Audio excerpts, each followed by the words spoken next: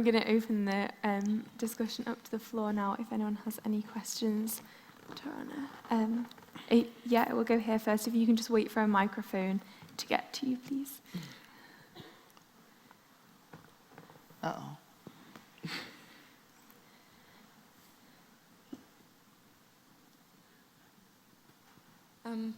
Thanks very much. That was Hi, that's Nikita. really inspiring. Yes. Thanks. Act like we're old friends. I met her upstairs. Yes. So this is something I wanted to ask you upstairs, actually, and I'm glad I get to ask it now. There was a podcast I was listening to on which you said that you were 14 when your journey with social justice began, and when you started out working on that. And you said you're 46 now. So I'm curious about what you would say is the most valuable thing that you've learned on this journey. Oh, gosh. You counted how many years there were between that, right? I've learned a lot of valuable things over time. I think one of the most valuable things is that I'm not, and I don't have to be the smartest person in the room all the time. That it's really important to find community. There's nothing that I've done in the last 30 years that I could have done alone.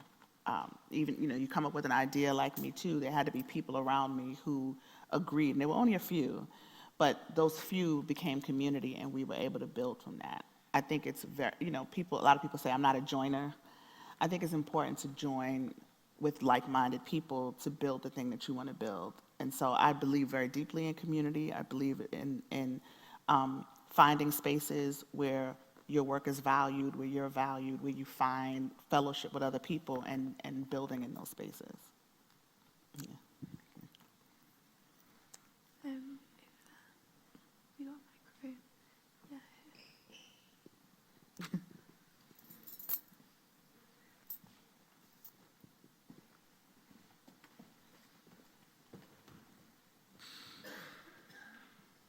Hi. Hi.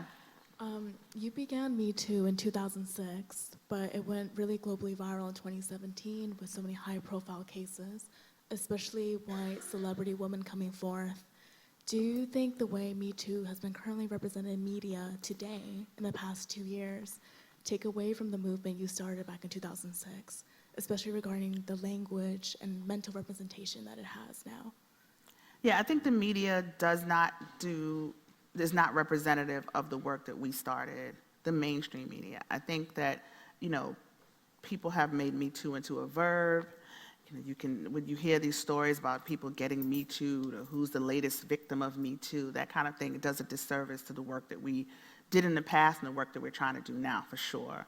And it's something that we fight against and we push back against on a regular basis to change the language and to correct it and to make sure that people understand it. If you may hear this on MSNBC or CNN or what have you, but this is what's actually happening on the ground, or this is what the movement is actually about. That's a constant battle for us, because this is a world that lives for 15-second sound bites or 60-second sound bites, and then they kind of move on and are not concerned with the damage that thing might do, or how it undoes work that has already been done. We got one here. Where'd he go? Yeah. Thank you. She can pass her mic.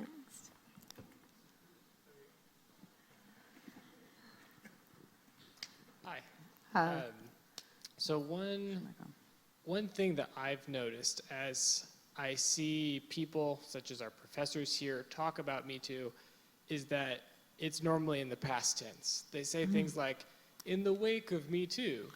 And it seems that since it's mostly out of its viral moment, people can put it in the past. Yeah.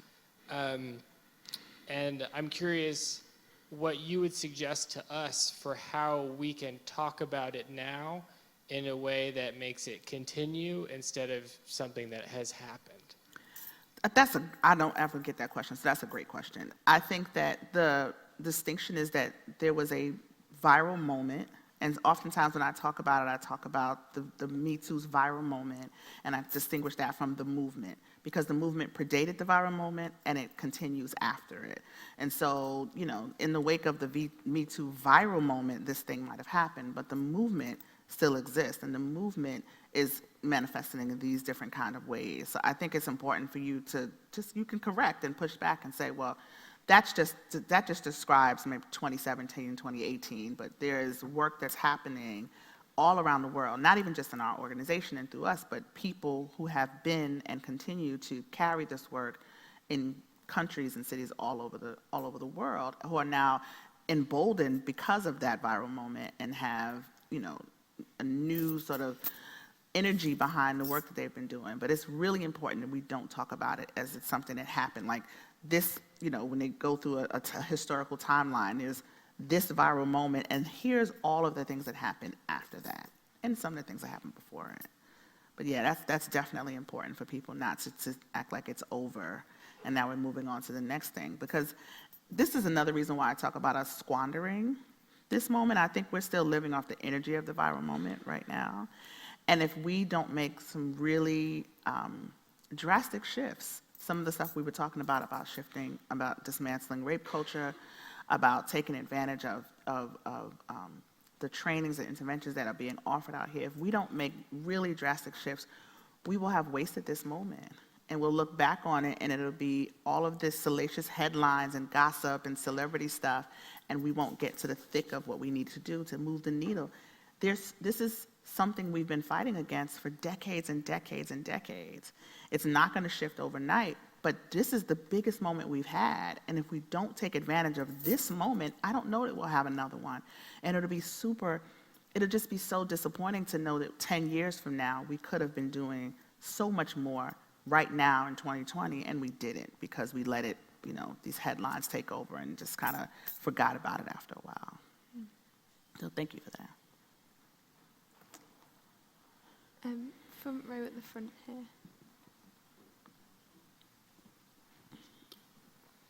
here. You mentioned close to the beginning about it was rich white women that almost brought about the global recognition of the Me Too movement. Mm-hmm. And unsurprisingly, how do you navigate the conversation around class and race within the Me Too movement? Because often people fail to view it from a more intersectional perspective. Well, for me, when people question me about it, I can talk about the origins. I'm very clear that my work has always centered first Black and brown girls, women and girls, and marginalized groups. And I think I always have to say, which it should be understood, but I always have to say that's not to the exclusion of any other group. So I can have a very robust conversation about race and class because I'm clear about how, I've said before, sexual violence doesn't discriminate, but the response to it does. So while everybody's life can be affected by sexual violence, we can very clearly see how the response to sexual violence is different depending on who the people are saying it. That's a way to start that conversation, because I can illustrate to you. We can look at the case of Harvey Weinstein and R. Kelly. And although those are two big names to come out of this moment, for one, it took 25 years for us to even get a blip on the map to people to pay attention to R. Kelly. Even though we have consistently talked about the depraved behavior that most of us knew about, that was well documented, there were exposés, there were documentaries done, there were all kind of things pointing to the behavior of this person, this R. Kelly, and nothing happened. He didn't lose his record deals, he didn't stop touring, anything, even though the money he was making was going into what he was doing against these Black girls. It took 2 articles to bring down Harvey Weinstein. And so I'm not comparing their behavior or anything like that, but what I am saying is the response is quite different. And so I use those as examples to talk about race and class in this, and why I'm unapologetic about centering Black women and Black girls in this. Because if I start there, that's how I ensure that everybody gets what they need. Everybody gets talked about, because we are at the bottom of the barrel. So if we start there and move our way up, we pull everybody in with us. Have you still got the microphone? If you can just pass it down, or has it gone back? Right at the front here.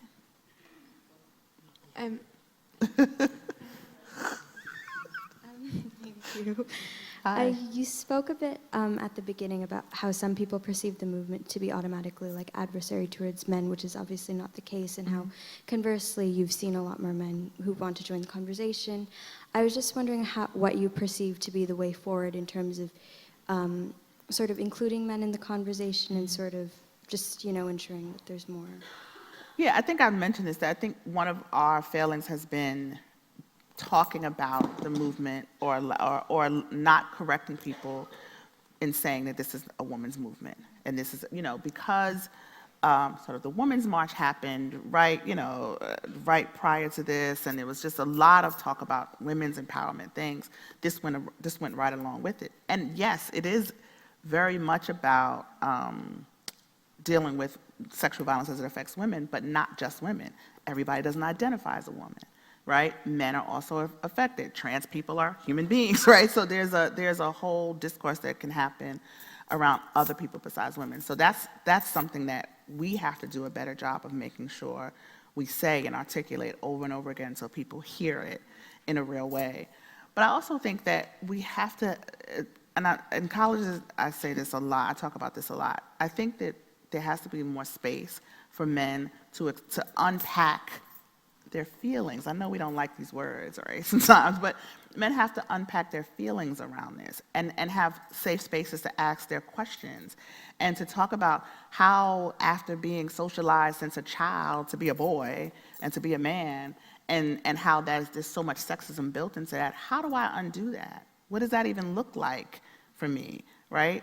I don't know how it works in London, but I know in the United States we have, sex education in like the 10th grade, then in the 6th grade, and maybe in the 10th grade, and then when you get to college in your freshman year during orientation week, when you're still trying to figure out where the toaster oven goes and where's the cafeteria on campus, you have this class that you have to take about sexual violence and consent. And that's it. You don't hear it again for 4 more years. And so what a lot of young men are bombarded with is all of these things saying that they're bad and they're this and they're that and you're sexist and you're this and that. Where do you unpack that? Where do you get to undo that? And I think there has to be safe spaces for them to do that. And I don't think that's the job of women to do, right? Because the other part is that then we get burdened with, well, teach us. Well, I mean, it's just like when white people ask black people to teach them how to be better. That's not my job. Right? It's not my job, but if you are committed to that, then you will figure that out. And I think men have to create those spaces for each other. I'm just talking about a little bit of grace, but also there has to be some intention on the side of men to want to be better, and there's just too much information out here not to. How about somebody all the way in the back? Look, we're not going to pick that. Of course.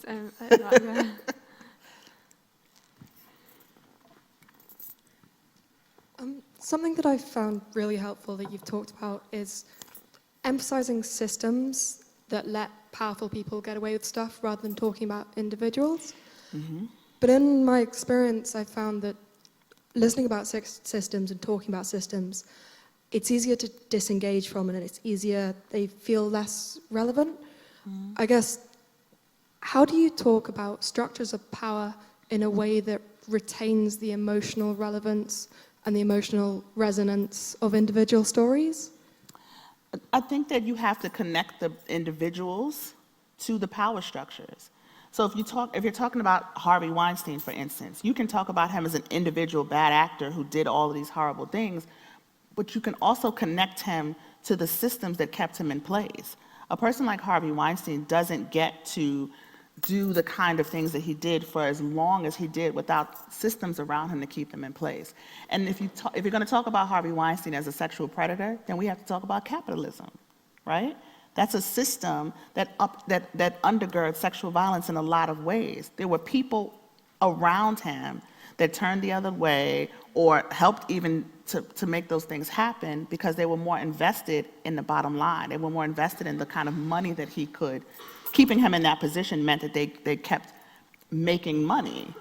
And that's all a part of capitalism. So I think that you can take the individuals and place them, talk about the power and the systems that they're connected to illustrate how power and how those structures work.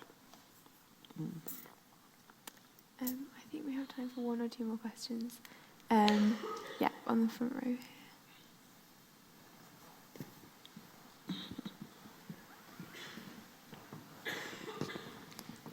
Thank you so much for the work you've done on this issue and for starting the Me Too movement. You've empowered whole communities to acknowledge, address, and deal with their trauma. When I first heard Me Too, it took me a long couple of years, having sat with my trauma for more than half of my life, to own it and say Me Too too. Since you were the origin, I was curious what your journey was like and how you got to the point of being empowered enough to say Me Too for the first time. Oh, my journey. So I'm a survivor of child sexual abuse and adult sexual violence. And so I carried that for a very long time. Even when I had sort of safe spaces to talk about it, it didn't feel like right? Culturally, I was raised in a family that said we keep these kind of things quiet.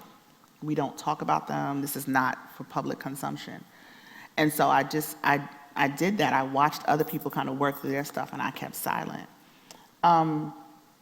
There's a part of me, and this is the part, I think if there's something that I love that I was raised in a way that made me recognize injustice at a very young age.